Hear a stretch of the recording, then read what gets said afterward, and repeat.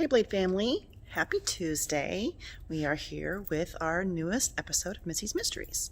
So I am taking you to a location today that is a treasure trove of history from East Bakersfield High School, and it is a place that you do not have access to unless you are a member of Miss Sotelo archiving class.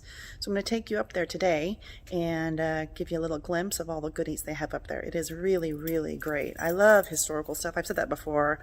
Old photos, yearbooks, memorabilia, you name it, this place has it. So we are back in the library, headed to the archive room.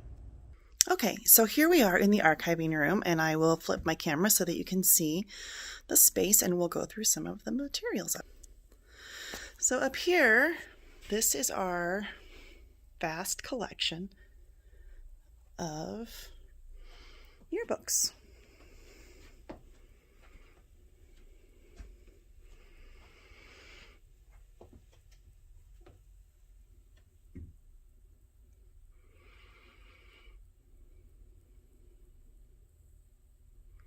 Pretty cool, pretty cool.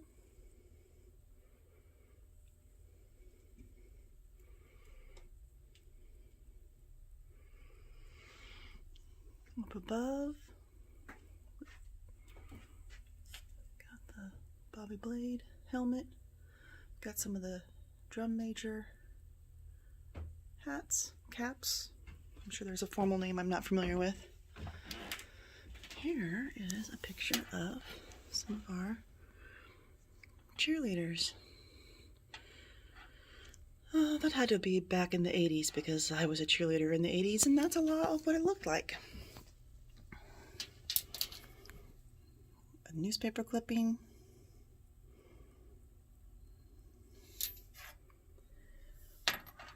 Coach. So this is where a lot of research takes place. You're still wondering. We've got some trophies.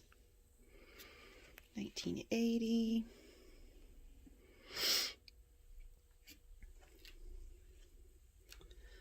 That looks like a forensics trophy back there with the Liberty sign on it.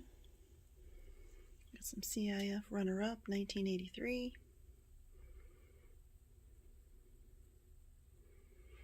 This picture is so cool. Isn't that great? I love that. Here we have a football helmet signed by the players from 2004.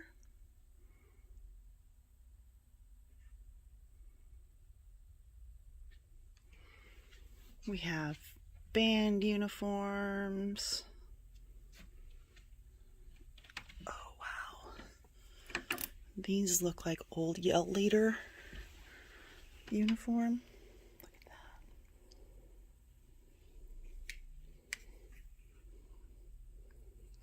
So cool.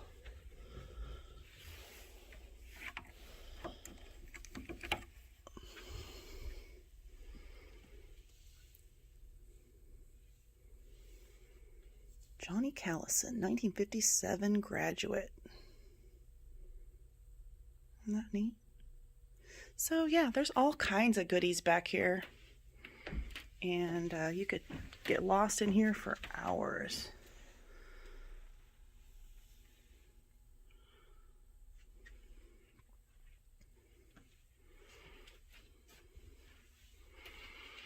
There's a theater production. Panoramic pictures from 1977 all the way to 2017.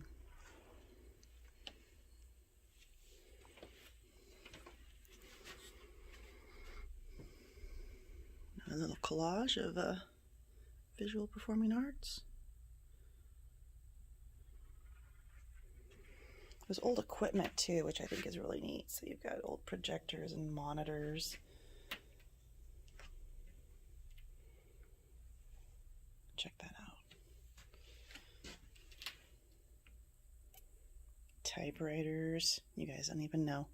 Typing class. Oh, lordy, lordy.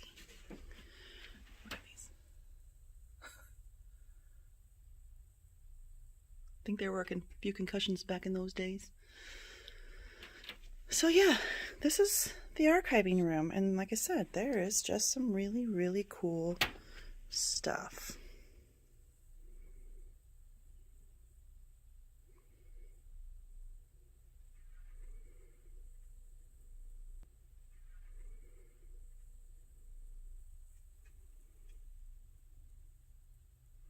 Check that out.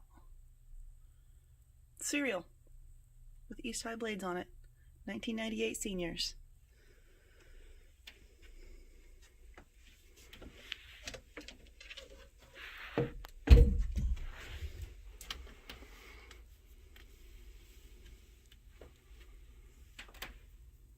Like some BC yearbooks, Fresno State yearbooks.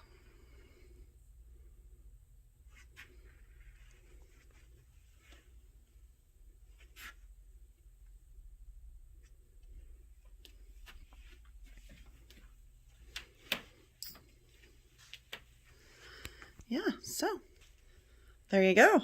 That is just a little glimpse into the archive room at East Bakersfield High School. I hope you enjoyed that. Now stay tuned for update on our great art heist. We are getting very, very close to finding our suspect. I hope you are as close as we are. See you soon. Hey Blade family, let's talk a little bit about the art heist. So in week 3, you were given a lot of information.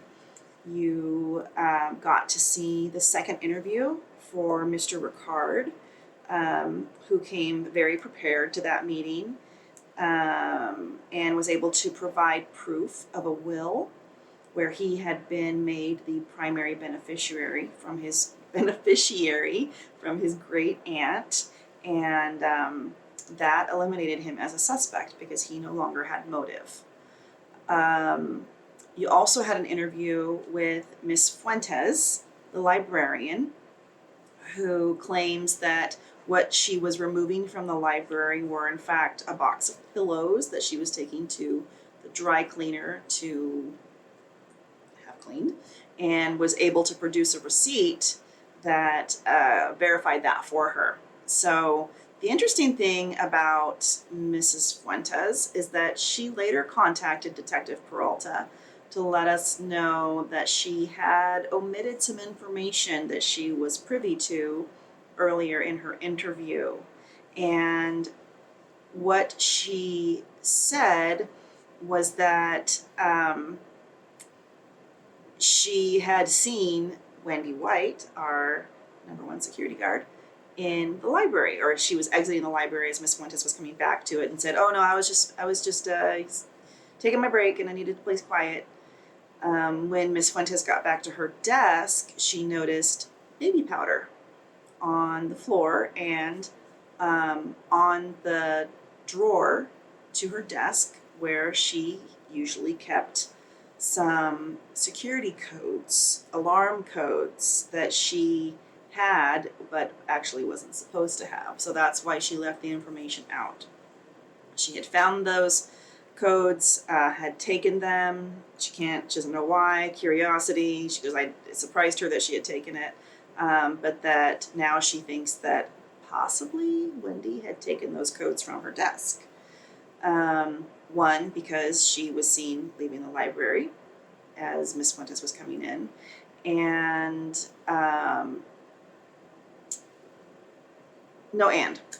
so anyways,